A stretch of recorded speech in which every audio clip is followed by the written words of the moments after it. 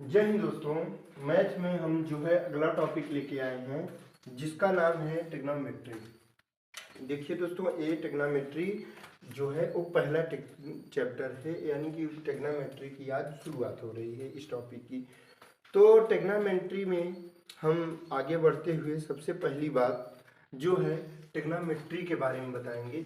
वो क्या है कि ट्रिग्नोमेट्री जो है एक, समझिए कि ट्रिग्नोमेट्री की पूरी चर्चा एक त्रिभुज पर की गई है। किस पर की गई है? एक त्रिभुज पर की गई है। उसके बाद फिर इस त्रिभुज में एक खासियत होती है। ये त्रिभुज क्या होता है? इस समकोण त्रिभुज की चर्चा की गई है। पूरी ट्रिग्नोमेट्री एक समकोण त्रिभुज पर बेस है। कैसे बेस है? देखिए, ट्रिग्नोमेट्री में जब कभी भी बात आएगी तो एक भुजा जो त्रिभुज की होगी वो 90 डिग्री की होगी। और उसके बाद फिर अब देखिए, त्रिभुज के तीनों अंतःकोणों का योग क्या होता है? त्रिभुज के तीनों अंतःकोणों का योग क्या होता है? तो हम सब जो है बहुत पढ़ते आ रहे हैं, और जो नहीं पढ़े हैं वो आज जान लेंगे कि क्या होता है। त्रिभुज में तीनों अंतःकोणों का योग 180 डिग्री होता है। ठीक है, त्रिभुज के तीनों अंतःकोणों का योग 180 डिग्री होता है। अब अंतःकोण क्या होती है? तो अंतःकोण, यहाँ पर एक कोण जो है थीटा है, इसको मान लीजिए अल्फा, और इसको मान लीजिए बीटा। ठीक है, आप इसको एक्स वाई जेड भी मान सकते हैं। मानने के लिए सिर्फ एक मानक है, आप इसको कुछ भी मान सकते हैं। ठीक है, लेकिन इसकी जो वैल्यू आती है, ये बाहरी कोण, देखिए ये जो है वो एक्सटर्नल पार्ट है, यानी बाहरी कोण है। और ये जो है, इसके अलावा जो ये कोण ये बचा हुआ है, ये क्या है? ये अंतःकोण है। तो अब बात आती है कि कोण किसे कहते हैं। तो कोण देखिए, दो भुजा, देखिए यहाँ पे एक ही बिंदु से दो भुजाएं निकल रही हुई हैं, और उसके बीच में जो भी गैप है उसको एक माना गया है कि, जैसे कि मान लीजिए यहाँ पे एक लाइन है, ठीक है, और ये लाइन यहाँ से यहाँ तक घूम के चली आई, या तो फिर घड़ी की सुई है, एक पूरे राउंड लगाएगी तो ये 300 कितना लगाएगी? 360 डिग्री, यानी 360 डिग्री वो घूमेगी। तो उसी मानक के हिसाब से इन दो भुजाओं के बीच में गैप को हम उसी मानक के अनुसार से, जैसे कि मान लीजिए अब इतना ही घूमी तो कुछ और एंगल, और इतना घूम गई यहाँ से लेकर ए से लेकर, और यहाँ सी तक घूम गई तो कुछ और एंगल, डी तक घूम गई तो कुछ और एंगल। तो इसी प्रकार से इसी मानक के हिसाब से हमने इसे थीटा लिया, इसे अल्फा लिया और इसे बीटा लिया। और ये अंदर के कोण है जिनका योग जो है क्या आता है? 180 डिग्री आता है। तो पहली बात तो समझ में आ गई कि त्रिभुज के अंतःकोणों का योग कितना होता है। उसके बाद अब बात आएगी कि त्रिभुज, ट्रिग्नोमेट्री में हम त्रिभुज तो बता नहीं रही है, बता ट्रिग्नोमेट्री रहे हैं, तो इसलिए इस पर ही हमें बने रहना है, न कि कहीं अन्य जगहों पे चले जाना है कि हम त्रिभुज को ही पढ़ने लगे, ट्रिग्नोमेट्री को छोड़ दे। तो ऐसा नहीं करना है। उसके बाद बात आती है कि जो त्रिभुज पूरा बसा हुआ है उसे जो है क्या कहेंगे हम? ये एक भुजा उसमें ट्रिग्नोमेट्री में 90 डिग्री होगी, और इन दो भुजा थीटा और बीटा है। तो यहाँ पे हम अल्फा बीटा और थीटा मिटा देते हैं, क्योंकि त्रिभुज के तीनों अंतःकोणों का योग 180 डिग्री होता है। तो इस कोण को हम क्या मानेंगे? इस कोण को हम मान लेते हैं 90 माइनस थीटा, क्योंकि यदि यहाँ पे 90 ये खत्म हो गया तो ये जो पूरा कोण बचेगा ये दोनों को मिलाकर वो 90 ही बनेगा, क्योंकि अंतःकोणों का योग 180 होता है, और 180 में से 90 घटा देंगे हम तो 90 ही बचेगा, 90 बचेगा। तो 90 माइनस थीटा इसे मान लिए और इसे थीटा मान लिए, तो ये क्या होगा? ये थीटा होगा, और इन दोनों का योग जो आएगा वो 90 होगा। तो इसको हम क्या कहेंगे? इसे हम क्या कहेंगे? इसे हम कहेंगे पूरक कोण। क्या कहते हैं इसको हम? इसे हम पूरक कोण कहते हैं। तो पूरक कोण में क्या आता है कि दो कोणों को मिलाकर, दो कोणों का योग जो है यदि 90 डिग्री होता है तो उसे क्या कहेंगे? उसे हम कहेंगे पूरक कोण, उसको हम पूरक कोण कहेंगे। उसके बाद फिर बात आती है पूरक कोण, यानी कंप्लीमेंट्री एंगल कहेंगे। उसके बाद फिर आगे की बात आएगी। अब इसके आगे हमें जानना है कि जैसे मान लीजिए कभी किसी स्थिति में आ जाता है कि इसको मान लीजिए, क्या मान लिया जाता है? इसको मान लीजिए, देखिए हिंदी में इसे कर्ण कहेंगे, इसे लंब कहेंगे और इसे आधार कहेंगे। ठीक है, इंग्लिश में बेस, उसके बाद फिर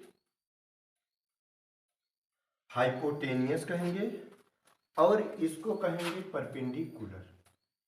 लेकिन कब कहेंगे, कभी इसे बेस बना दिया जाता है, कभी इसे, लेकिन कर्ण सभी स्थितियों में सेम होता है। क्यों?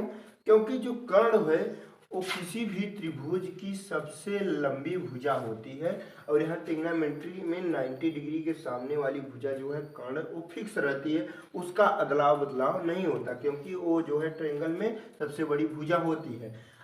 उसके बाद बात आती है कि यदि हम इस थीटा एंगल की बात कर रहे हैं, यदि हम इस थीटा एंगल की बात कर रहे हैं तो इसके जो सामने वाली भुजा होगी वो लंब होगी और जो इसके साइड में छोटी भुजा होगी वो बेस होगी, आधार होगी, और जो बड़ी भुजा होगी वो क्या होगी, कर्ण होगी, हाइपोटेनियस होगी। ठीक है, इतनी बात सभी को समझ में आ गई होगी। अब इसके आगे हम चर्चा करेंगे, इसके आगे हम चर्चा करेंगे कि पाइथागोरस के बारे में। देखिए, यदि बात इस एंगल की होगी, यदि बात 90 माइनस थीटा की होगी तो इसके सामने यानी ए भुजा जो है इस एंगल के लिए लंब होगी, ए बेस होगी और कर्ण हमें सभी स्थितियों में जो है सेम रहेगा, उसका अदला बदली नहीं होगा। उसके बाद फिर पाइथागोरस थ्योरी पे आते हैं। तो पाइथागोरस जी ने एक जो है बहुत ही अच्छी थ्योरी दी है और इसी पर समझिए कि ट्रिग्नोमेट्री की शुरुआत हुई है। यदि पाइथागोरस ने थ्योरी न दी होती तो शायद हम लोगों को एक चैप्टर न पढ़ना पड़ता और इतने अच्छे अच्छे ब्रिज पुल जो सब बन रहे हैं वो भी न बन पाते। तो ट्रिग्नोमेट्री का ये बहुत ही आवश्यकता है हमारे जीवन में, बस हमको दिखाई नहीं देता। उसके बाद पाइथागोरस ने एक थ्योरी दी थी। यहाँ पे देखिए हम ट्रायंगल यहाँ पे बना ले रहे हैं और उसके बाद इसको लंब ले रहे हैं, इसको कर्ण ले रहे हैं, इसको आधार ले रहे हैं। ठीक है, उसके बाद फिर क्या आती है, पाइथागोरस ने एक थ्योरी दी जिसमें उन्होंने कहा कि कर्ण का स्क्वायर, ठीक है, जो कर्ण का स्क्वायर होगा वो क्या होगा, लंब का स्क्वायर प्लस आधार का स्क्वायर। लेकिन ये थ्योरी जो है ट्रिग्नोमेट्री में ही लागू होगी, क्योंकि उसमें जो है एक एंगल इनकी थ्योरी के हिसाब से एक एंगल जो है 90 डिग्री का होगा। यदि एक एंगल 90 डिग्री का नहीं हुआ, समकोण त्रिभुज का नहीं हुआ, तो ये थ्योरी फेल हो जाएगी इंग्लिश मीडियम में। उसके बाद फिर बेस का स्क्वायर प्लस इसको क्या कहेंगे, परपेंडिकुलर का स्क्वायर। ठीक है, तो ये इंग्लिश में हो गई। उसके बाद फिर बात आती है कि ये जो है ये इंग्लिश में इसको हाइपोटेनियस का स्क्वायर बराबर बेस का स्क्वायर प्लस परपेंडिकुलर का स्क्वायर हो गया। तो ये एक यदि एंगल 90 डिग्री का होगा तभी सत्य है, यदि एक एंगल 90 डिग्री का नहीं हुआ तो इनकी थ्योरी उस जगह पे काम नहीं करती, यानी उस जगह पे फेल मार जाती है। तो इन्होंने ये बता ही दिया था कि यदि एक एंगल 90 डिग्री का होगा तो ये स्थिति जो है एकदम सत्य है, किसी भी जगह पे आप जाके देखिए। लेकिन बात आती है कि हमें जब क्वेश्चन को जल्दी करना होता है, ठीक है, तो अब हालांकि ये पाइथागोरस जी ने नहीं दिया था, लेकिन कुछ जो है ट्रिपलेट्स पर डायरेक्ट सवाल बनते हैं। जैसे मान लीजिए इसको हम क्या कह देते हैं, इसको 4 कह देते हैं, इसको 3 कह देते हैं, तो इसको 5 कह देंगे। ठीक है, एक ट्रिपलेट है यानी 5 का स्क्वायर इज इक्वल टू 4 का स्क्वायर प्लस 3 का स्क्वायर। ठीक है, ये तो बात ठीक है, लेकिन अब क्या होगा, 5 इंटू यक्स का स्क्वायर, ठीक है, यानी 5x का square is equal to 4x का square is equal to 3x का स्क्वायर। ठीक है, यक्स जो है वो कोई भी नेचुरल नंबर हम ले सकते हैं, 1 2 3 4, कोई भी नेचुरल नंबर ले लेंगे, ये सभी के लिए सत्य होगा, ये सभी के लिए सत्य होगा। यानी जो ट्रिपलेट हैं उनका जो है किसी संख्या से गुणा किया जाता है और उसी तो वो जो है तब भी वो जो है सत्य होगा। ठीक है, यानी इससे क्या मतलब निकलता है कि ये एक रेशियो है, क्या बताया गया है, ए एक रेशियो है। जैसे मान लीजिए कि यहाँ पे 5 की जगह ये 15 हो गया, ठीक है, क्या हो गया, ये 15 हो गया। उसके बाद फिर बात आती है ये 9 हो गया और ये 12 हो गया। तो उस स्थिति में भी सत्य है। यानी इससे क्या मतलब निकलता है, इससे मतलब निकलता है कि जो ये बता रहे हैं, ये सिर्फ ये बता रहे हैं कि जो ये ट्रिपलेट हैं ये बता रहे हैं कि ये 5:3:4 के अनुपात में जब ये 90 डिग्री पे बनेगा तो इसके अनुपात में ए होगा। लेकिन कब होगा, जब ए एंगल कुछ और ए एंगल कुछ बना रहे होंगे, ठीक है। वो किसी एक फिक्स एंगल के लिए ही सत्य होगा। मान लीजिए कि इस एंगल की वैल्यू बदल दी जाएगी तो ऑटोमेटिक इसकी भी वैल्यू बदल दी जाएगी। तो उस समय ट्रिपलेट 5:3:4 के ही अनुपात में नहीं होगा, उसी के रेशियो में नहीं होगा, बल्कि वो बदल जाएगा।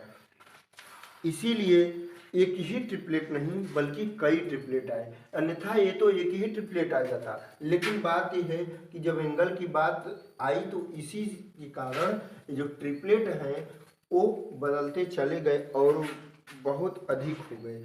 जैसे कि यहाँ पे देखिए कई ट्रिपलेट हैं। जैसे मान लीजिए यहाँ पे 5, 12, 13, ठीक है, ये भी एक ट्रिपलेट है। उसके बाद फिर 7 है, 24 है और 25 है, ठीक है। इसी प्रकार बहुत से ट्रिपलेट जो हैं, लेकिन उनको आप धीरे धीरे देख के और याद कर लीजिएगा। उसके बाद फिर ट्रिग्नोमेट्री जो है में और अधिक जो है बात बताई गई। देखिए क्या बात बताई गई उसमें, एक बात कक्षा 9 में आप देखिए, कक्षा 9 में सबसे पहले जो ट्रिग्नोमेट्री की शुरुआत है